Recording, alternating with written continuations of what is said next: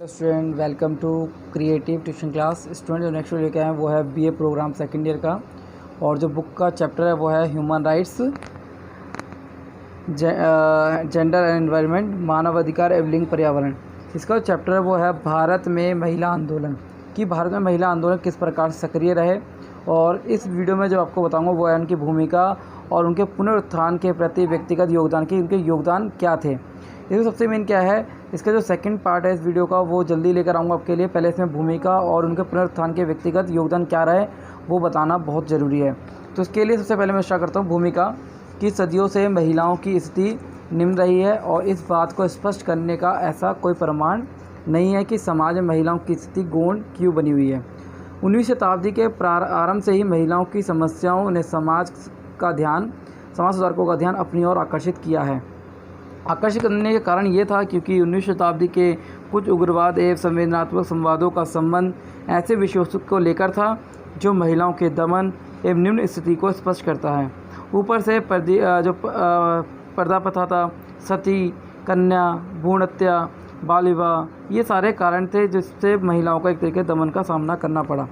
फिर नेक्स्ट इसमें कि किस प्रकार से आधुनिक समय में व्यक्तिगत रूप से कुछ लोगों ने संस्थाओं एवं पत्रिकाओं के संस्थापन किया और इन समस्याओं को प्रति भारतीय समाज का ध्यान आकर्षित करने में महत्वपूर्ण भूमिका निभाई। नेक्स्ट में बताया गया है कि भारत में महिलाओं के विषयों में पुनरुत्थान के प्रति व्यक्तिगत योगदान। पहला जो है एग्जाम्पल मैं आपको दूंगा, झांसी की रानी लक्ष्मीबाई। उन्होंने क्या करा,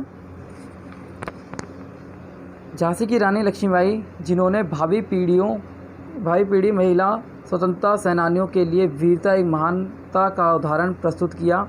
और उन्होंने झांसी के राजाध्यक्ष गंगाधर राव के विवाह किया और अपने पति की मृत्यु के बाद उन्होंने अंग्रेज़ों से अपने गोद लिए पुत्र के लिए उत्तराधिकारी की मांग की, मगर ये अनुमति प्रदान नहीं की उन्होंने अंग्रेज़ों ने। और अंग्रेज़ों ने लेफ्ट की नीति के द्वारा अंग्रेज़ों झांसी के अपने कब्जे में कर लिया। और करने के बाद क्या हुआ, क्रांति का आरंभ होने का उन्होंने लड़ने का निश्चय किया और फिर रणभूमि में उन्होंने पुरुषों की भांति भाग लिया और अपने घोड़े की लगाम अपने मुंह में लेकर वह दोनों हाथों से तलवार चलाया करती थी।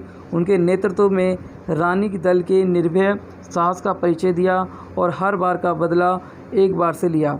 अंग्रेज़ों के द्वारा विद्रोहियों से सबसे बहादुर सेनानी कही जाने वाली साहसी स्त्री ने रणभूमि में वीरगति को हासिल किया। और तब से जब भी स्त्रियों की चर्चा होती है तो उसमें सबसे पहले झांसी का नाम सबसे पहले लिया जाता है, क्योंकि वह वीर शूरवीरों से तरह लड़ी और यहाँ तक कि घायल अवस्था में उन्होंने आत्मसमर्पण करने से भी इनकार कर दिया और एक सेनानी की तरह आखिरी दम तक लड़ती रही, जिन्हें झांसी की रानी कहा गया।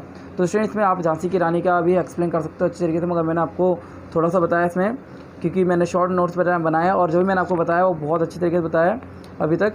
और नेक्स्ट एक क्रांति का आरंभ उन्होंने जिस प्रकार शुरू किया। फिर बाद में आता है कि औध की बेगम हजरत महल और अंग्रेज़ों के विरुद्ध लखनऊ के राज्य में की रक्षा में सक्रिय भूमिका निभाई।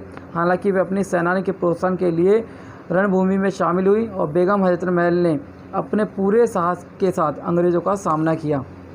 नेक्स्ट इसमें 19वीं शताब्दी के आरंभ में भारतीय समाज में महिलाओं की स्थिति बहुत निम्न थी, क्योंकि सती प्रथा, बाल विवाह, बहुविवाह प्रथा का व्यापक प्रचलन था और परंपराओं एवं धर्म के नाम पर महिलाओं के साथ जो अन्याय हो रहा था उसके बारे में सबसे पहले जो आवाज़ थी वो राजा राम मोहन ने उठाई। तो ये सबसे मेन इंपॉर्टेंट लाइन आई इसमें कि किसने आवाज़ उठाई। फिर उन्होंने 1818 में सती प्रथा के विरोध में एक पुस्तिका लिखी और उन्होंने बहुविवाह प्रथा पर भी प्रहार किया और स्त्रियों की संपत्ति अधिकार की वकालत की। तो ये बताया गया किस प्रकार से राजा राम मोहन राय ने और किस प्रकार महिलाओं के लिए आवाज़ उठाई सबसे पहले, और किस प्रकार से बहुविवाह का प्रथा का प्रहार किया, सती प्रथा का विरोध किया। नेक्स्ट ईश्वर चंद्र विद्यासागर ने विधवाओं के उद्धार का बीड़ा उठाया और अनेक प्रयासों से 1956 में विधवा पुनर्विवाह अधिनियम पारित किया। नेक्स्ट में बताया गया कि जो बम्बई के एक पारसी सुधारक बेहरामजी मालाबारी ने 10 वर्ष से 12 वर्ष के विवाह के संबंध में संपत्ति व्यय कड़ा करने के लिए अखिल भारतीय अभियान आरंभ किया। नेक्स्ट में बताया गया कि किस प्रकार से कवि रविंद्रनाथ टैगोर जो थे, उन्होंने बहन जो स्वर्ण कुमारी देवी अपनी शैली की लेखिका के भिन्न उपन्यासकार, एक तरीके उपन्यासकार उन्होंने लिखे और उपन्यासकार लिखकर उन्होंने एक तरीके से महिलाओं की स्थिति को उजागर किया।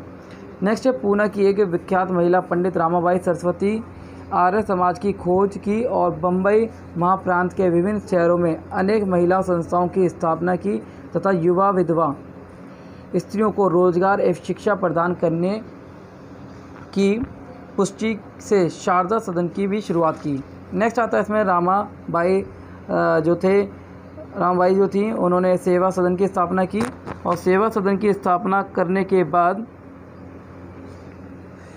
1908 में अहमदाबाद में गुजराती स्त्री मंडल की भी शुरुआत की। कुछ सुधारवादी प्रयासों में जाति एवं वर्ग के मुद्दे में भी शामिल किए गए। उदाहरण के लिए सावित्रीबाई फूले द्वारा सत्यशोक मंडल की स्थापना की गई। फिर मद्रास में थियोसोफिकल सोसाइटी जो सोसाइटी थी वो थी थियोसोफिकल सोसाइटी ने बाल विवाह एवं सती की समालोचना की और तथा भारतीय इतिहास की उस महानता को उजागर करने का प्रयास किया जहां महिलाओं को उच्च शिक्षा एवं श्रेष्ठ स्वतंत्रता प्राप्त थी। नेक्स्ट भारतीय राष्ट्रीय कांग्रेस की अध्यक्ष के लिए निर्वाचित एक, तो इसमें सबसे पहले जो लास्ट मैंने आपको पॉइंट बताया वो है कि मद्रास में जो सोसाइटी थी उन्होंने बाल विवाह एक तरीके से और सती प्रथा की समालोचना की और भारतीय इतिहास में महानता का परिचय दिया और ऊपर से इसके बाद उन्होंने उजागर करने के महिलाओं की उच्च शिक्षा सर्वश्रेष्ठ स्वतंत्रता प्राप्त की, जिसमें महिलाओं के उच्च शिक्षा के स्वतंत्रता प्राप्त की। और भारतीय राष्ट्रीय कांग्रेस के अध्यक्ष के लिए निर्वाचित एक अन्य विशिष्ट महिला का नाम सरोजिनी नायडू, उन्होंने कांग्रेस अध्यक्ष का पद संभाला और श्रीमती नायडू के जोशीले भाषण से उन्हें गोखले एक प्रभावशाली और एक प्रतिभाशाली नेता के रूप में देखा उन्होंने गोखले ने उन्हें सलाह दी थी कि सारी शक्ति प्रतिभा प्रयोग राष्ट्र की सेवा में करें। नेक्स्ट इसमें बताया है कि भारतीय महिला संघ ऐसा पहला संघ था जिसने महिला कामगारों संबंधी मुद्दों को उठाया। फिर ब्रिटिश भारत साम्राज्य में प्रथम महिला डॉक्टर कदामिनी गांगुली को एक सामान्य रूढ़िवादी पत्रिका एक वैश्य बताने के बाद क्या हुआ, महाराष्ट्र उनके प्रतिपक्षी थे आनंद भाई जोशी पहले भारतीय छात्र थे। तो बताया गया कि जो महाराष्ट्र के प्रतिपक्षी आनंद भाई जोशीले जो भारतीय छात्र थे पहले, और उन्होंने विदेश जाकर चिकित्सा शास्त्र की पढ़ाई की और जिन्होंने विदेश में चिकित्सा का अध्ययन किया और उन्होंने 1886 में फिलाडेल्फिया में वुमेंस मेडिकल कॉलेज में स्नातक उपाधि प्राप्त की और बाद में कादम्बिनी एवं अन्य विख्यात ब्राह्मण ने महिलाओं के उद्धार की वचनबद्ध प्रकट का एक इंडियन मैसेज नामक ब्राह्मण प्रकाशन के कॉलम आक्रामक लेखों को से कटाक्ष किया कि किस प्रकार महिलाओं को एक अपने योगदान प्रस्तुत करना चाहिए। तो स्टूडेंट इसमें बताया गया है कि किस प्रकार से महिलाओं के उत्थान के लिए क्या क्या प्रयास किए गए और किस प्रकार प्रथम महिला चिकित्सा महिला कौन थी और उनको क्या कहा गया। और फिर राष्ट्रीय अध्यक्ष जो भी था सरोजिनी नायडू, उन्होंने किस प्रकार से कांग्रेस पद का अध्यक्ष का पद संभाला और किस प्रकार से गांधी जी को जेल जाने के बाद भी उन्होंने जब अंग्रेज़ों ने गिरफ्तार कर लिया तो उनका कार्यभार उनके द्वारा ही संभाला गया और स्वतंत्रता संग्राम में अपने पूरे जोश से चल रहा था। और गोपाल कृष्ण गोखले ने गांधी जी का प्रभाव था और गोखले ने उन्हें सलाह दी थी कि सारी शक्ति प्रतिभा का प्रयोग करके वे सेवा में करें और उन्होंने कविता लिखना छोड़कर स्वयं पूरी तरह महिला के उद्धार से स्त्री शिक्षा हिंदू मुस्लिम एकता में लाने के लिए करना होगा।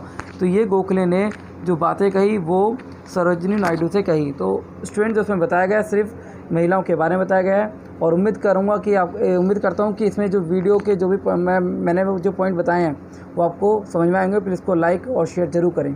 धन्यवाद।